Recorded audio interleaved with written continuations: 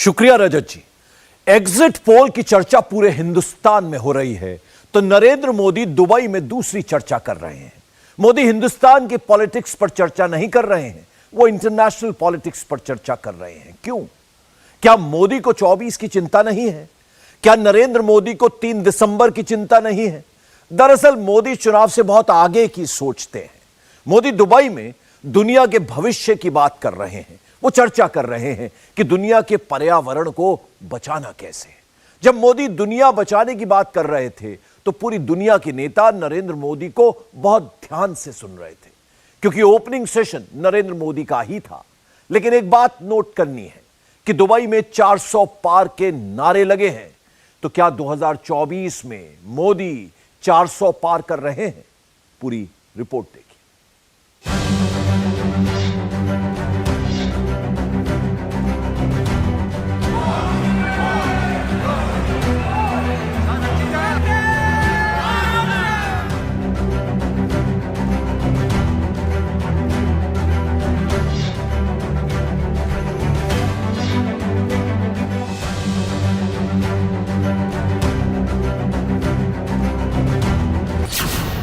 Global leader, Bharat का सबसे बड़ा ब्रांड, दुनिया में भारत की सबसे बड़ी पहचान, सबसे ज्यादा लोकप्रिय, सबसे ज्यादा अप्रूवल रेटिंग वाले भारत के प्रधानमंत्री नरेंद्र मोदी।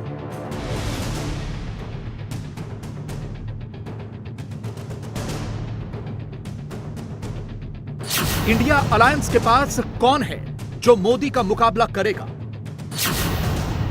विपक्ष के पास कौन है जो मोदी के बराबर खड़ा हो?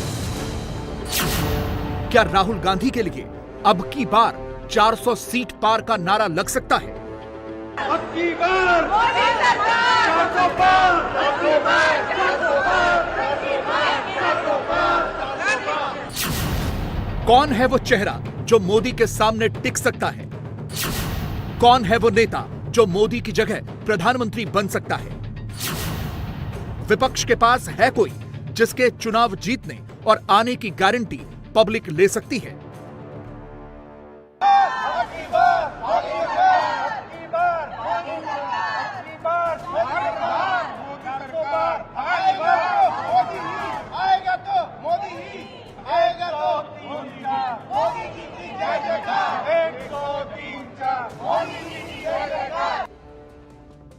पांच राज्यों के एग्जिट पोल के बाद से कांग्रेस माहौल बनाने में लगी है, क्योंकि 3 राज्यों में उसकी सरकार बनती हुई दिख रही है। राहुल गांधी की फोटो लगाकर जननायक वाला टेक्स्ट फिट किया जा रहा है। यह दिखाने की कोशिश की जा रही है कि मोदी को 2024 में टक्कर देने के लिए राहुल गांधी मैदान में आ चुके हैं। लेकिन क्या वाकई राज्यों के चुनाव हारने से मोदी लोकसभा भी हार जाएंगे? क्या जिन मुद्दों पर राज्यों का चुनाव लड़ा गया, उन्हीं मुद्दों पर लोकसभा के भी चुनाव होंगे? यह सब पर्सपेक्टिव का खेल है। एग्जिट पोल उसी को अच्छे लगते हैं जिसके पक्ष में वो जीत बताते हैं। लेकिन हकीकत यह है कि कांग्रेस को भले ही कुछ राज्यों में जीत मिल भी जाए, लेकिन लोकसभा के चुनाव के मुद्दे अलग होते हैं। जब देश की बात आती है तो भारत से लेकर दुनिया भर में बसे भारतवासियों को मोदी के आगे कोई नजर नहीं आता। इसीलिए तो नरेंद्र मोदी जब देर रात वर्ल्ड क्लाइमेट एक्शन समिट में हिस्सा लेने के लिए दुबई पहुंचे तो पब्लिक पहले ही होटल के बाहर बड़ी बेसब्री से उनका इंतजार कर रही थी। दुबई में बसे भारतवासी बस मोदी की एक झलक पाना चाहते थे। मोदी मोदी मोदी मोदी मोदी मोदी मोदी मोदी मोदी। पिछले कुछ वर्षों में नरेंद्र मोदी ने अपनी इमेज एक ग्लोबल लीडर की बना ली है और दुनिया के बड़े बड़े नेताओं से मोदी बड़ी गर्मजोशी और अपनेपन से मिलते हैं। पिछले कुछ वर्षों में मोदी ने अपनी छवि ऐसी बनाई है कि जब भी वो किसी नेता से मिलते हैं तो लगता है जैसे ये दोनों एक दूसरे को बरसों से जानते हों। यही एक ग्लोबल स्टेट्समैन होता है और मोदी उसी लीग में शामिल हो गए हैं। दुबई में भी कुछ ऐसा ही नजर आया। यही नरेंद्र मोदी की खासियत है कि जो भी एक बार उनसे मिलता है वो उनका मुरीद हो जाता है। जैसे खुद इटली की प्रधानमंत्री जॉर्जिया मेलोनी हैं, जो मोदी को दुनिया का सबसे ज्यादा लोकप्रिय नेता बता चुकी हैं। क्योंकि पूरी दुनिया में मोदी की अप्रूवल रेटिंग सबसे ज्यादा है। लेटेस्ट डेटा में नरेंद्र मोदी 77% की अप्रूवल रेटिंग के साथ नंबर 1 पर हैं। दुनिया के बड़े बड़े वर्ल्ड लीडर मोदी से बहुत नीचे हैं। अमेरिका के राष्ट्रपति जो बाइडेन की अप्रूवल रेटिंग सिर्फ 38% है। कनाडा के प्रधानमंत्री जस्टिन ट्रूडो को सिर्फ 31% लोग ही पसंद करते हैं। ब्रिटेन के ऋषि सुनक की अप्रूवल रेटिंग सिर्फ 27% की है। जापान की फुमियो किशिदा की तो सिर्फ 16% ही है। इसीलिए दुनिया मोदी की मुरीद होती है। मोदी ने अपनी विदेश नीति को बहुत टाइट रखा हुआ है। दुनिया के विभिन्न देशों से भारत के संबंध मजबूत किए, व्यापार बढ़ाया और दुनिया के सामने एक मजबूत भारत की छवि का निर्माण किया। पाकिस्तान के मामले में उन्होंने सख्ती का रवैया दिखाया तो चीन के साथ सीमा विवाद की वजह से उसे सख्त संदेश भी दिया। कूटनीतिक स्तर पर किसी तरह की कोई ढिलाई नहीं की। पश्चिम में अमेरिका, यूरोपीय देशों से द्विपक्षीय संबंध मजबूत किए तो एशिया में लुक ईस्ट की नीति को बढ़ावा दिया। और अब नरेंद्र मोदी ग्लोबल साउथ यानी कि दुनिया के गरीब राष्ट्रों की भी बात करते हैं। साथियों, पिछली शताब्दी की गलतियों को सुधारने के लिए हमारे पास बहुत ज्यादा समय नहीं है। मानव जाति के एक छोटे हिस्से ने प्रकृति का अंधाधुंध दोहन किया, लेकिन इसकी कीमत पूरी मानवता को चुकानी पड़ रही है। विशेषकर ग्लोबल साउथ के निवासियों को सिर्फ मेरा भला हो, ये सोच दुनिया को एक अंधेरे की तरफ ले जाएगी। इस हॉल में बैठा प्रत्येक व्यक्ति, प्रत्येक राष्ट्राध्यक्ष बहुत बड़ी जिम्मेदारी के साथ यहां आया है। हम में से सभी को अपने दायित्व निभाने ही होंगे। पूरी दुनिया आज हमें देख रही है। इस धरती का भविष्य हमें देख रहा है। हमें सफल होना ही होगा। We have to be decisive. हमें संकल्प लेना होगा कि हर देश अपने लिए जो क्लाइमेट टारगेट तय कर रहा है, जो कमिटमेंट कर रहा है, वो पूरा कर ही दिखाएगा। मोदी से यह क्रेडिट कोई नहीं छीन सकता कि उन्होंने पाकिस्तान को कड़ा सबक सिखाया। चाहे वो 2016 में सर्जिकल स्ट्राइक रही हो या फिर 2019 में बालाकोट एयर स्ट्राइक, मोदी के वोटर को यह समझ में आता है कि जब बात पाकिस्तान की आती है तो फिर मोदी से बेहतर कोई दूसरा नेता नजर नहीं आता। भारत में 2024 का चुनाव नजदीक आते ही पाकिस्तान में भी डर दिखने लगा है। हिंदुस्तान में जो इलेक्शन होगा, मुझे जहाँ तक मेरा सेंस है, वो ये है कि प्राइम मिनिस्टर मोदी फिर से जीतेंगे। और जिस तरह पहले उन्होंने ये डेमोन्स्ट्रेट कर चुके हैं कि एंटी पाकिस्तान रेटोरिक जो है, पाकिस्तान बैशिंग, वो एक इलेक्ट्रोल प्लेटफॉर्म बना के वोट जीतते हैं, तो वो अभी भी करेंगे। तो पुलवामा के लिए तैयार रहना चाहिए, बालाकोट के लिए। ये है, दिस इज पॉसिबिलिटी। हमें कभी भी इसको इसको हमें रियलिस्टिकली कंसिडर करना चाहिए कि वो इस तरह की चीज कर सकते हैं। So we should not lower our guard, बिल्कुल। तो ये करने के लिए तो वो कर सकते हैं। तो जब वो इस तरह की वहां पर पॉलिटिक्स होगी तो पाकिस्तान के साथ मुज़ाकरात उसी वक्त तो नहीं हो सकेंगे। अब वो इलेक्शन के बाद मुझे तो जैसे मैंने कहा यही लगता है कि अपने मोदी साहब जीत लेंगे, बिकॉज अपोजिशन कोई है नहीं, वो मोदी कमज़ोर अपोजिशन है। तो जब तक मोदी साहब हैं तो उनके साथ बातचीत करने के कोई फ़ायदा है नहीं। पाकिस्तान का यह डर देखकर अच्छा लगता है, क्योंकि पाकिस्तान ने हमेशा भारत की पीठ में छुरा भोंका है, भारत की धरती को आतंकवाद के खून से लाल किया है। भारत के बहुत से निर्दोष नागरिक पाकिस्तान के आतंकवाद की वजह से मारे गए हैं, लेकिन जब से मोदी आए उन्होंने पाकिस्तान को उसी की भाषा में जवाब देना शुरू किया। पाकिस्तान ने उरी में हमला करवाया तो सर्जिकल स्ट्राइक कर दी, पाकिस्तान ने पुलवामा में हमला करवाया तो बालाकोट में घुसकर एयर स्ट्राइक कर दी।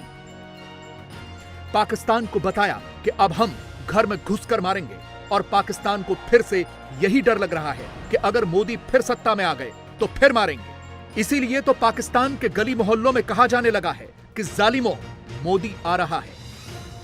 जालिमों, मोदी आ रहा है। एक तो ये बात कही जा रही है जुबान ज़द-ए-आम कि भाई अगला इलेक्शन जीत कर वो आ रहे हैं। और सिर्फ यही नहीं बल्कि अब डेली बेसिस पर जो खबरें आती हैं इंडिया की, तो अब तो ऐसा लगता है कि ये जो बात कही जाती है कि मोदी आ रहा है वो उनके ओपोनेंट्स के लिए इंडिया के अंदर सिर्फ नहीं है, बल्कि ये तो पूरी दुनिया के लिए है कि जिसने जो करना था कर लिया, अब मोदी आ रहा है। अब जो है वो उन्हीं की चलेगी। ऐसा आपको महसूस नहीं होता? एक मूवी बड़ी मशहूर और मारूफ मूवी है, गब्बर सिंह उसमें एक कैरेक्टर है और उसमें वो जो है वो कहता है कि बच्चों को डराने के लिए कि सो जाओ नहीं तो गब्बर आ जाएगा, हैं जी। तो पाइनी ये जो बातें हो रही है ना पाकिस्तान के अंदर, ये जो फॉर्मर एनवॉय कह रहे थे और बातचीत कर रहे थे और अब्दुल बासित साहब जो हैं वो उनसे जब इंटरव्यू कर रहे थे तो हो रहा था कि भाई ये तो जो है ये कहीं अगला बालाकोट ना हो जाए। मोदी आ रहा है, अगली टर्म में वो जीतने लगा है और वो इलेक्शन जीत के जो है वो बस पता नहीं क्या होगा। और फिर ये बात कही जा रही है कि भाई ये तो घुस घुस के मार रहे हैं, गली गली में जो है वो राह फिर रही है, राह की साजिश हो रही है। भारतवासी जब इस बदले हुए भारत को देखते हैं तो उन्हें गर्व होता है, क्योंकि भारत आज इतना सक्षम हो गया है कि वो पाकिस्तान में घुसकर अपने देश के दुश्मनों का खात्मा कर रहा है, एक एक करके बदला ले रहा है। लिस्ट बहुत लंबी है। मार्च 2022 में कराची में आतंकी जहूर मिस्त्री मारा गया, जो इंडियन एयरलाइंस के विमान IC-814 का हाईजैकर था।